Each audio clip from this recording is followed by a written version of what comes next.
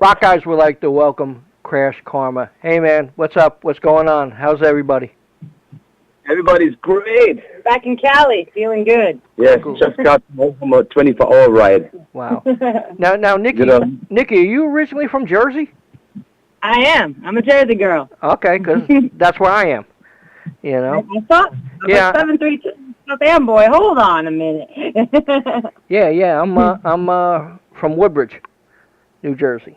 So. Spotswood area, and then moved to Jackson at some point. Yeah. Wow. So this is your fourth release, right? It's our fourth release, but third full length. The first one was an EP. Right. Yeah, and that was Seven Deadly Sounds. Correct. And that came out in 2009. Yeah. Okay. The progression from Seven Deadly Sounds to Straight to the Blood in 2011. How has the music changed from 2009 to 2011? Was there any difference at all? Yeah, of course I would say. I remember when we started first the band, we had a very an alternative rock metal band, and I would say there was more metal in the first EP than in our first full length. Right. And we released full length, it felt more like it was a very vivid album with punk rock, industrial metal, rock, alternative songs. It was a whole. We laid out the whole spectrum where we want to go. Right. Now, go ahead. Yeah. So from Straight to Blood, Straight to the Blood, to Paint the Devil, in 2015, was there even more changes? Yes, of course. Oh, yeah. I mean, we started off with this rock metal approach, went pretty alternative with Straight to the Blood, and then in 2015, Paint the Devil, we went back to the metal approach.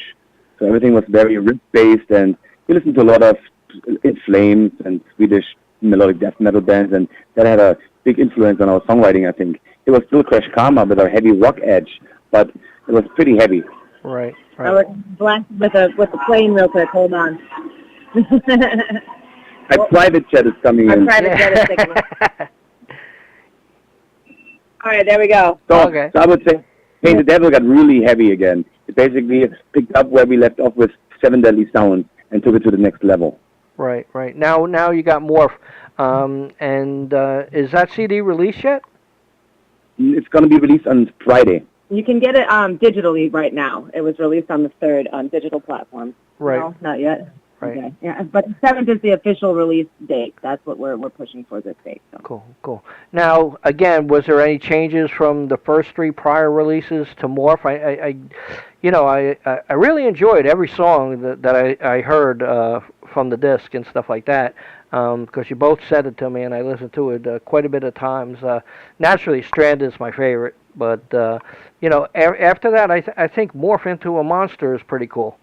Awesome. Cool. I mean, and that's the whole thing. It's Morph into a Monster. The band basically morphed into a monster in our ways, compared to Paint the Devil. The Paint the Devil was pretty technical, and Morph into a Monster sounds way bigger because we reduced everything to the maximum, and it's big drums and big guitars, and it's about the vocal lines and the songs in general. There's less solo parts and less technical stuff, I would say, and it's a little heavier on the sound side too. Even though it technically is more technical, because now, Ralph, you're playing your Frankenstein guitar, and you're playing like for 2 people on one instrument. Exactly, so. And the big difference to this album now, where we morphed into a monster, we used to be more people in the band. And so we always wrote, here's the lead part, here's the bass part, here's the rhythm guitar part. Now everything's just played by me. Right. So it always sounds more people, but it's actually just one person playing one instrument. That's all you hear. You hear basically one drum set and one Frankenstein bass guitar crazy conversion. And that's all you hear. Right. And so who writes the music and who writes the lyrics? We both do. Uh-huh. Ralph is the one coming up with the riff ideas usually, like he's got the bass of it because he's the guitar, and on drums it's like bang bang. But as far as like we show out the songs together, we write the melodies together, we write the lyrics together. I mean, sometimes one of us has an idea for something, and then we kind of riff off of that, right. and or we have a topic we would like to discuss, or then we just kind of go from there. Right. Now, were all 4 releases done independently? Yes. So every. Go ahead. Second, that is coming in again. Yeah, he's coming back again. He left without us. Damn it. That's okay. I have that over here too. So, you know. So the airport. So all our albums are released on our own label. We always use different distributions to get them in stores and out there, but it's all on a Split Nail Records, which is our label. Right. Now when you guys tour, and is it a full band?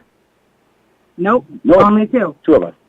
Wow, that's some music coming out of just two people, you know. Yeah, that's the whole thing. When you see us live, that's when you get the whole vision. Like, we are definitely, you see the duo live, and you can't believe what you're seeing and what you're hearing, and that seems to be a pretty cool thing for us right now.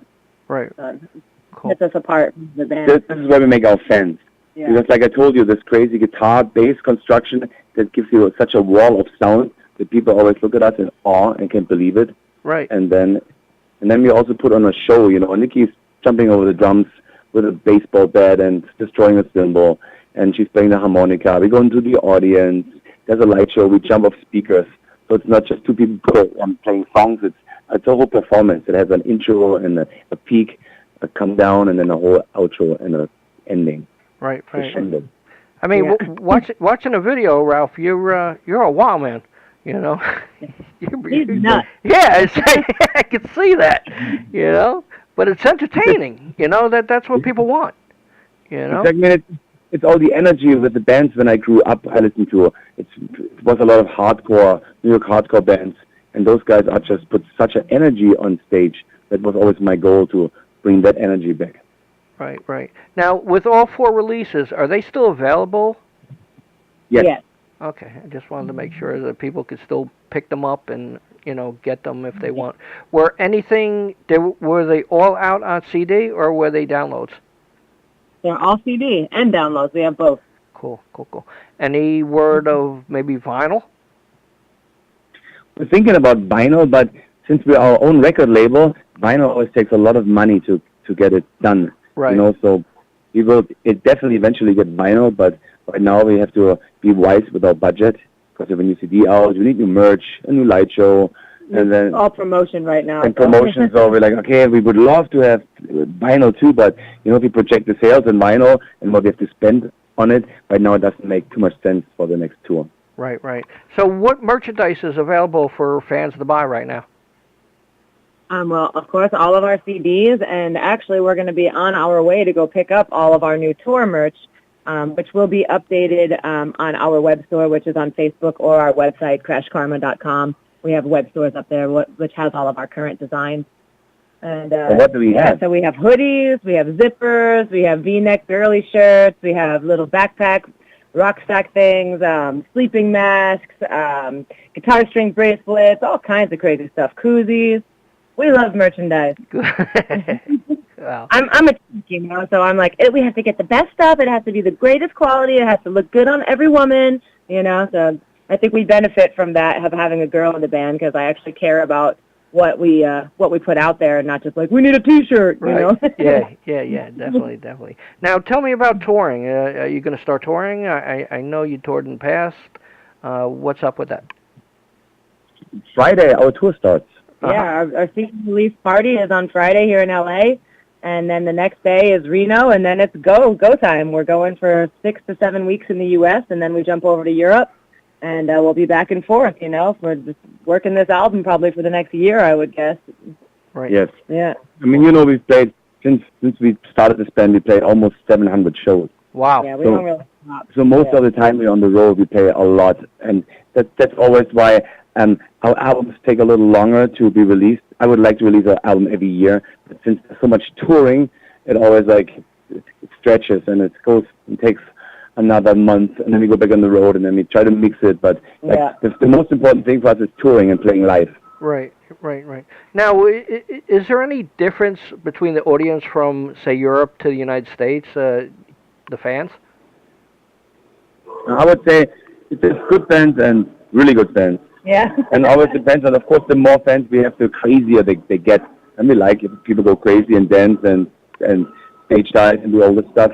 Right. So, but, you know, you find people everywhere in Europe, I feel, and in the States. Yeah. Some people always say, Europe is way better, or the States is way better. And I always feel like, you know what, a good show is a good show. And we had many good shows. And you can never tell if it's Europe or the States. I think what people confuse with Europe is it's more, what I like about it over there is that they just have a different kind of culture for, like, taking care of the bands, you know. Like, right. They're very big about making sure the bands, you know, get paid well, are taken care of on food and hospitality. And, you know, like, they're very conscious about that, you know. And in the States, you got to find the good places that do that, and it takes time, right. You know. So that's the only difference as a musician. From the fan side, I would say there's great fans everywhere. I think the biggest difference is if you're on tour, and you're especially in Germany, you go to the green room, there is probably around 10 or 20 cases of beer, and you think it's the beer supply for the whole club, and then they tell you, no, that's your beer. And if you run out, we bring you more, and you think, dude, 2 people, how could we possibly just drink a quarter of this? Right, yeah. But, you know, by the end of the night, when the after party happens and everybody's backstage and drinks our beer, then you know, that's why the beer is here. Wow. So what's the best thing, say, being a musician? To travel. Yeah, I bet. To see the world. And you know, if you meet awesome people who are like-minded. And exactly. The thing is, if you travel as a musician, you go to a city and you have a place to go. So you go there, you play the show, and you meet like-minded people. Those people talk to you and they show you around. So you always have an instant in.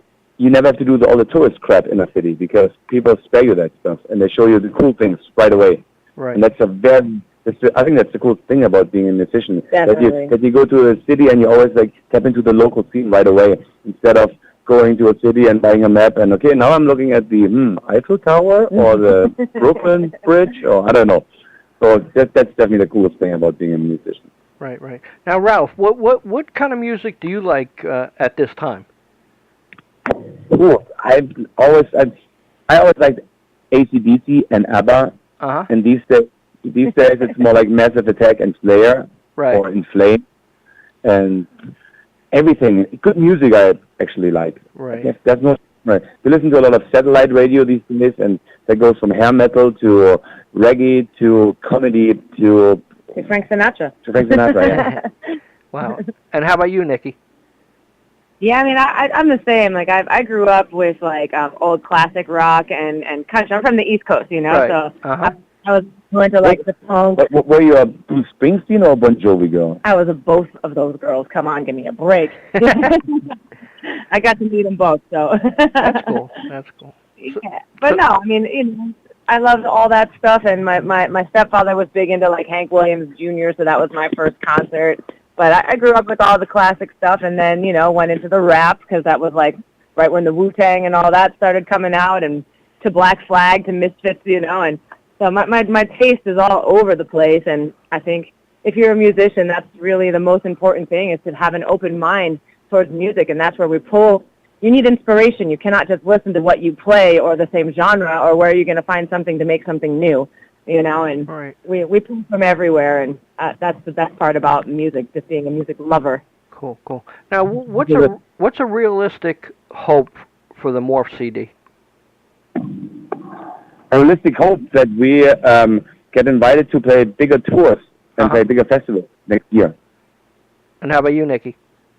Yeah, I mean, we wanted to just grow, and we wanted to hit as many people's souls as it possibly can, and make as big of a stink as we possibly can. I'd love Stranded to go number 1, for example. You know, if we're going big, go big, you know. Right, yeah. But the main thing is, you know, like, yeah, we want the people to hear our music. We want to get it out there. We want to play for as many people as we possibly can and travel the world with our music. And it's always the same goal.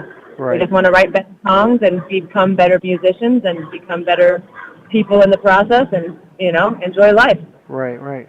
How difficult is it to break into music? Not as a new band because you're not a new band, but I mean, say a new band was coming up. How difficult is it for like a new band to really make any kind of impact? It's the hardest industry. I think it's definitely one of the hardest industries to break into. But you know, the one good thing is that there are still a lot of outlets, and that's, you know, people think that the industry is dying, and you do see a lot of clubs closing and a lot of things like this. But as we travel, we also see that there is a need for this live feel and this live experience. So as long as there's a place for people to play and bands to go and fans to come, there's as good a chance as any that they're going to be discovered or find a way to break through. But with these days with the internet, it can be anything. It can be a YouTube sensation. This person will break through. You know, you just never know when you're going to quote unquote make it, whatever that means. The whole thing I would say to new bands is just be prepared to work your ass off and you know and write good songs. And write good songs, you know, just write good music, stick to your craft, get better, and you know, don't give up. Cool. Now, what's that feeling like when you have fans just waiting to see you, like by the backstage door, or get an autograph from you? What's that personal feeling like to you guys? It's amazing to feel that anybody even, you know, it cares enough that it inspires them enough that they want to meet us personally and give us a hug and say thank you for what you do. And to me, that's why we do it. And it could be for one person or it could be for 1 million people. And it all touches me in the same way. We're just thankful for everyone. I know, we don't take it for granted. I mean, we do this for a living. So, of course, if we see people who crave our music and wait for us, that means everything to us. Right. So what's the rest of the year look like? I know you said you're going on tour. Are you taking any breaks or anything going on? Well, not really. Basically, we'll be touring the U.S. Until mid-October, and then we head over to Europe, and we'll finish out the year there. Cool. And then we'll start preparing for the next year. We'll probably get back to the States around like March, April, and start again here in that time frame. So hopefully we'll get to the East Coast by spring. Cool. Well, congratulations on Morph. Everybody support this band, and it was great talking to you. Would you like to say anything in conclusion? Yes, come to our shows and get your face melted. How about you, Niki? Yeah, I would say come see us live, and if you want to have updates on where we are and what we're doing, check all of our social media and website, and it's always Krashkarma with a K. So look us up online, follow us, love us. You'll find us on Instagram, Facebook, YouTube, on the interweb, anywhere. Yeah.